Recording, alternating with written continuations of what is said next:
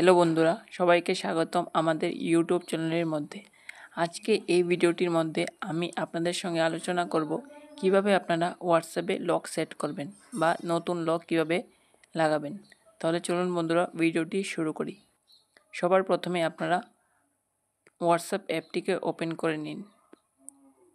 Open হওয়ার পর আপনাদের সামনে এরকম ইন্টারফেস শো হবে। একদম উপরে দেখতে পাচ্ছেন থ্রি ডট, এই থ্রি ডটটাতে আপনারা ক্লিক করুন। ক্লিক করার পর দেখতে পাচ্ছেন আপনাদের সামনে এরকম একটি পেজ শো হবে।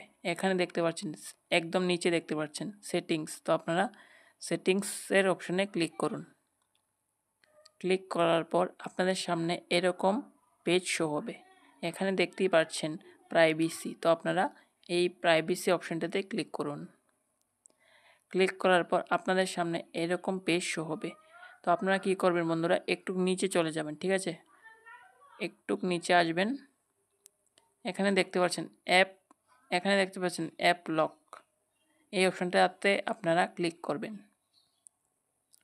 ক্লিক করার পর আপনাদের সামনে এরকম ইন্টারফেস শো হবে। এখানে দেখতে পাচ্ছেন আনলক উইথ ডাইনামিক, তো আপনারা এই অপশনটাকে ইনেবল করে দেবেন।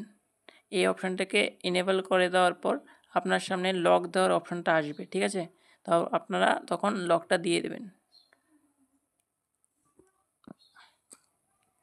আপনাদের সামনে এরকম ইন্টারফেস শো হবে।